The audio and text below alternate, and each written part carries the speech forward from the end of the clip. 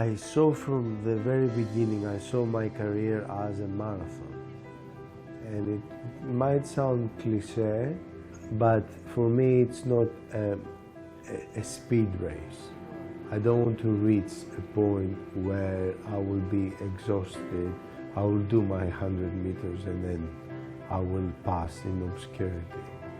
I want to do this as many years as I can, and I see that as a marathon, and I want to be here.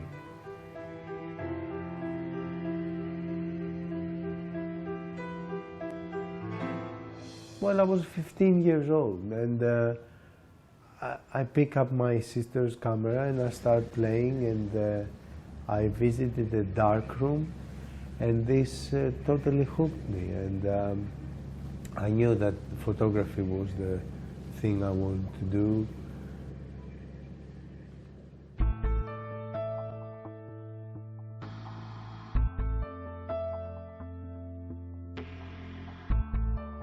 Covering war and conflict changes you.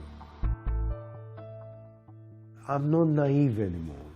I'm not an innocent child anymore. I've seen horrible things, and I think I will never be able to erase those from my memory.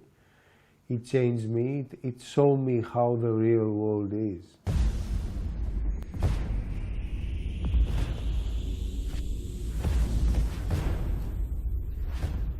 I've been working as a photographer since 95, so it's about 20 years now. I've covered a little bit of the Balkans wars. I covered the Kosovo War in '99. I've been to Israel and Palestine. I've been to Egypt and Tunisia and Libya, Lebanon and Syria and Iraq and Afghanistan. I can't really describe a war as the cruelest. I've been covering Gaza for many years, and I've been there I've been there during 2000 to 2005 while I was residing, but then I've been also to the wars in 2008 and 9 and 12 and 14.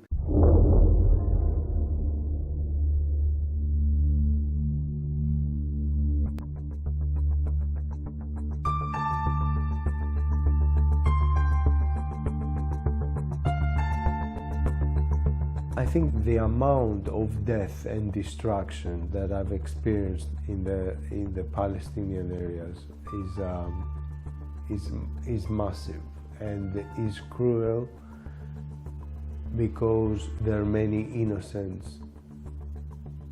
people that lose their lives.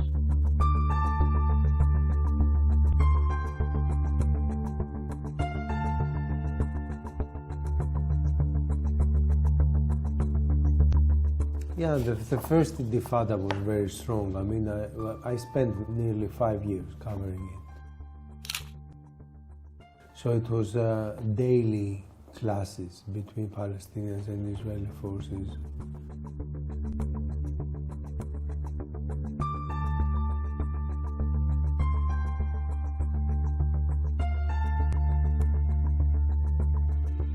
I remember vividly in the very beginning of the Intifada, it was stone throwing. So, you know, we were there and I was taking pictures, and I actually turned, now my back is towards the Israeli soldiers. You know, several months later, I wouldn't even dare taking this picture, because I would use heavy protective equipment, because there was gunfire, both sides.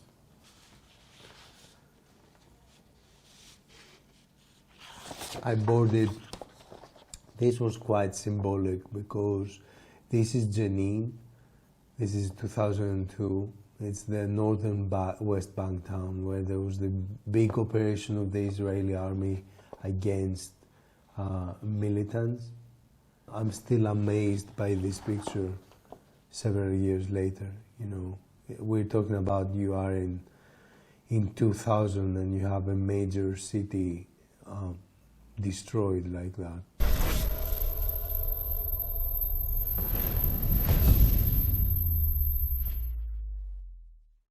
Look at this photograph.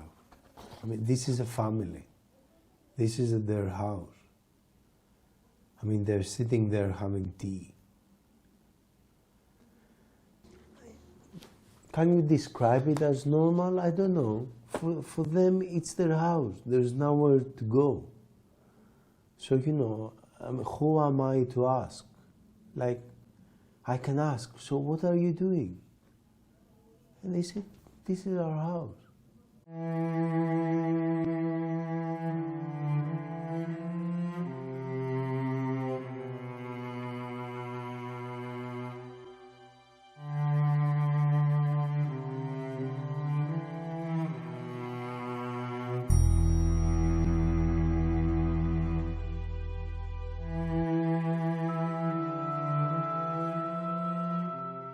One of the Israeli army operations where they will use bulldozers to bulldoze land, and these people were trying to protect their land, and they were sitting there helpless.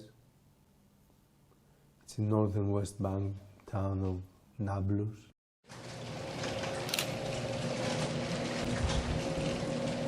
The Israeli army operation against Palestinian militants. It was forbidden for media to be there, but we managed to sneak in and take some pictures before we were apprehended and led away. Part of the separation wall in Palestine and Israel, this 8-meter tall wall that separates communities. A huge system of fences and walls that separate families and villages.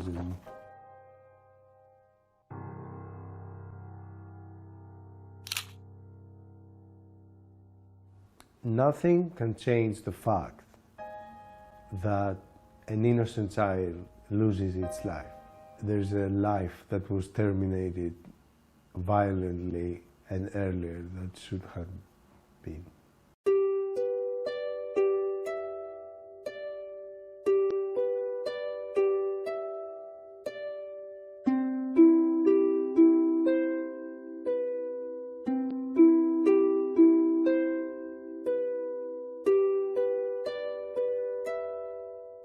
There are several times in my career where I reach limits. There have been cases in the past where I reached the limit, and it always has to do with loss of life, and it always has to do with the loss of life of children. So there have been cases in the past, like in Gaza war, where I experienced horrific deaths of children, and this shook me to the ground, and I took some time off because I had to recollect and restart.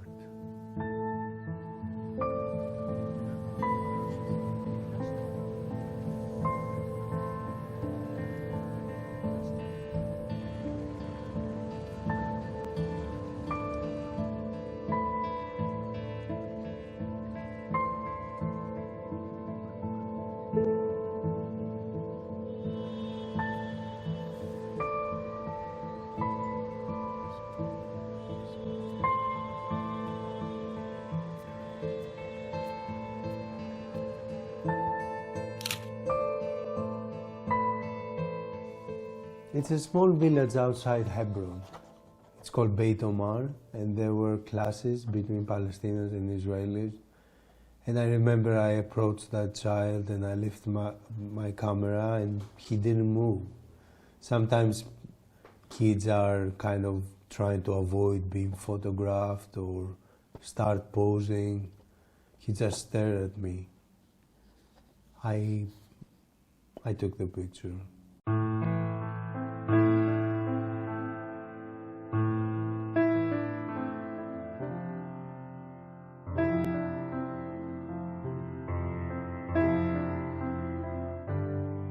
We have this picture of a child waiting to see his beloved one. I try to concentrate on faces, I try to concentrate on looks and people's. It's exactly what I described to you before. I don't want to show the bodies in the morgue. That's the story, and it's important, and we have to cover this for today's news.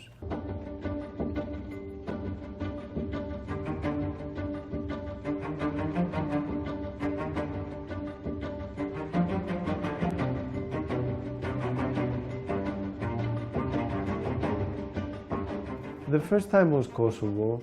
It was 1999, and then you had this huge exodus of refugees fleeing the Yugoslav province because of the conflict, and I knew I had to be there, so I took personal time off from my work as a photographer back there, and I traveled on my own expense.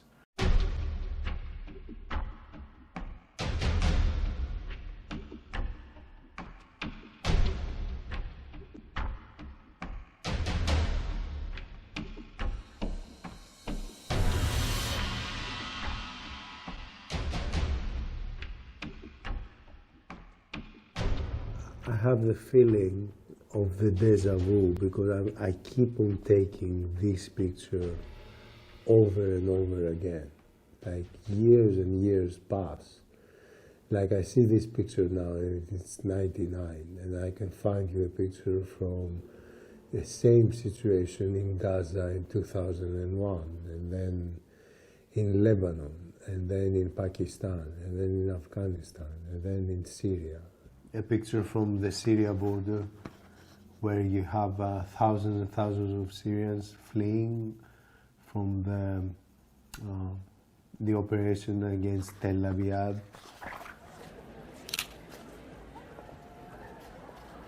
And I cannot stop looking at pictures of refugees. I think I have similar pictures from different places.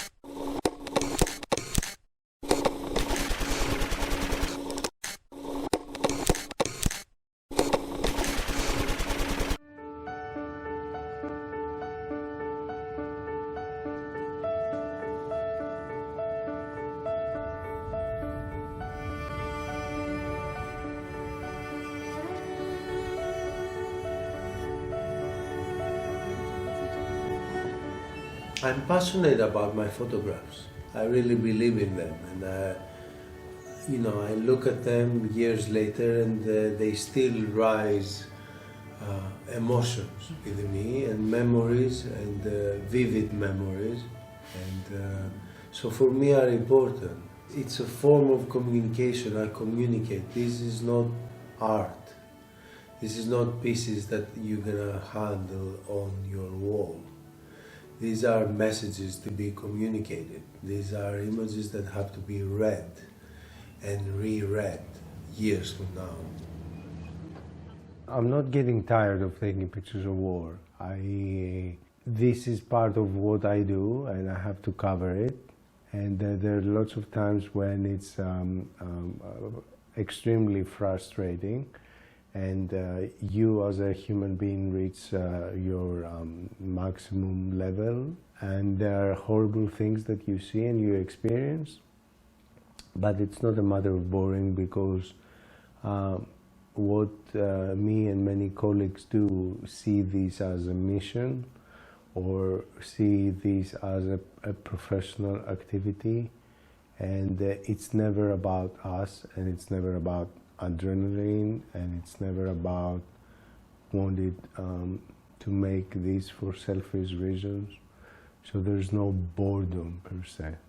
There is frustration.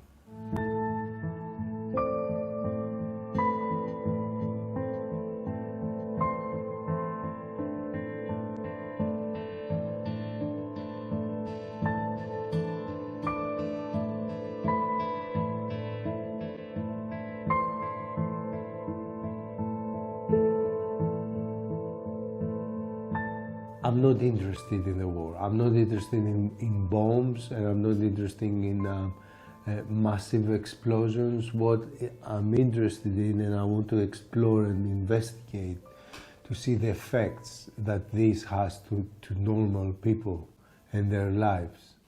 So throughout this span of the years, it always has to do with what are the effects of the war to people.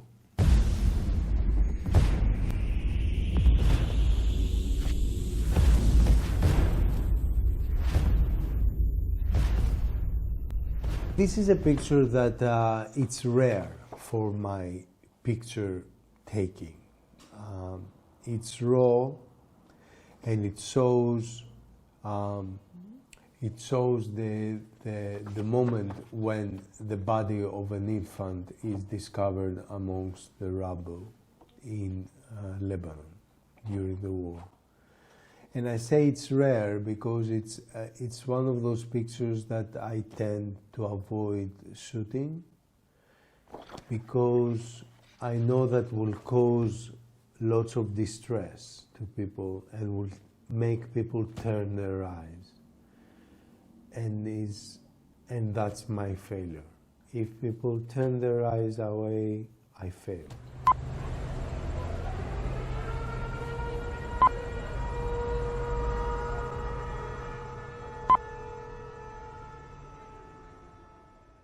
During the summer of 2006, we had this major war between Israel and Hezbollah in Lebanon, and I stayed for 2 months in Lebanon, mostly working in the south.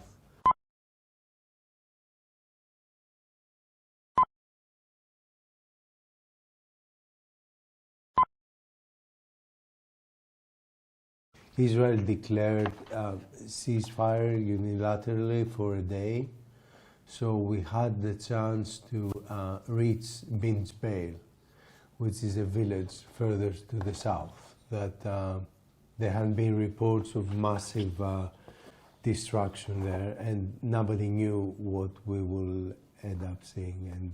And we found more than 20 elderly people that found refuge in a basement, actually, with a little bit of water and some biscuits for more than 20 days. Many of us took the decision and we helped, and it's something that it's a big debate throughout the years, also when you cover war, because you supposedly are an independent observer.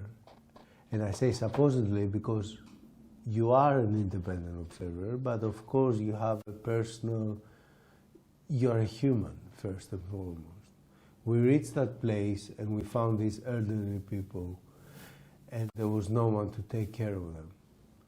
So what we did is we carried them to relative safety where the Red Crescent ambulances could come.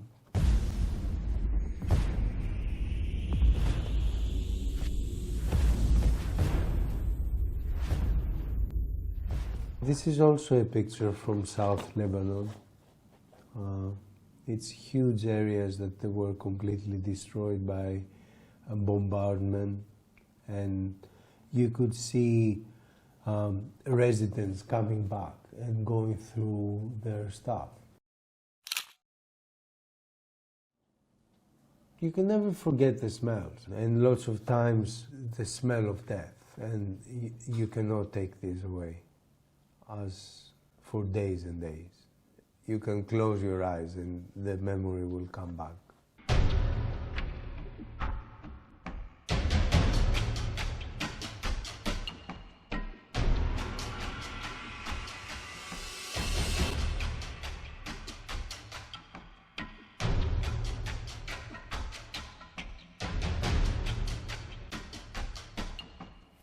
South Lebanon again, you had these bombs or missiles just going through the houses, massive destruction, people fleeing. I don't pose pictures. I might ask someone to pose for me, but then I have to state that in the caption.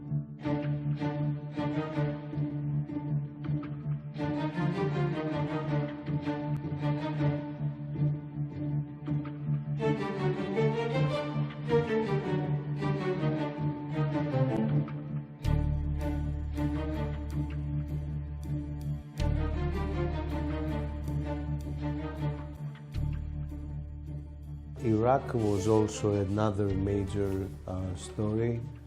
I wasn't able to get there during Saddam's rule. I wasn't able to get a visa, but I managed to sneak in when the border with Jordan collapsed, and I reached Baghdad a few days later, and we saw we saw the events that many people were taking out, destroying signs of the old regime. We visited Abu Ghraib. People were still looking for their missing relatives. All these people start gathering, and they were looking for their beloved ones, and it's the same everywhere. You know, people lose people and they never see them again. It's like the missing in Lebanon for all those years. And people just keeping these pictures or keeping their personal belongings. For me, nothing is more strong to take a picture of somebody's picture. The emotional attachment of the person holding this picture is cannot be compared to anything.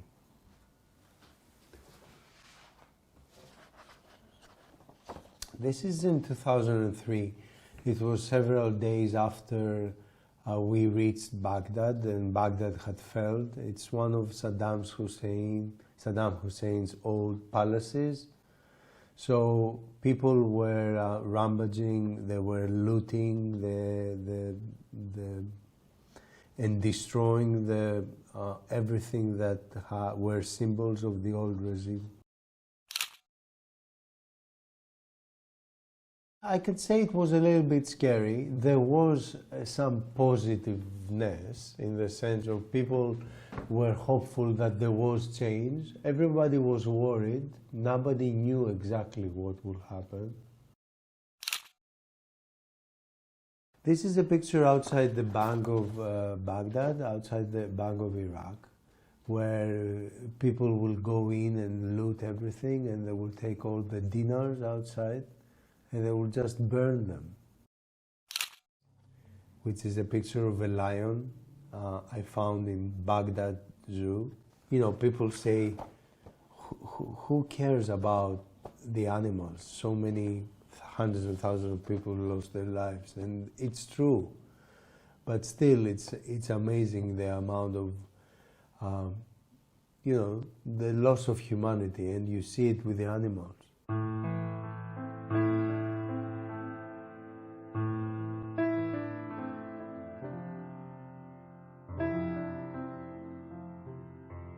You never get used to the sight of death. It is always out of the ordinary, and it will always be.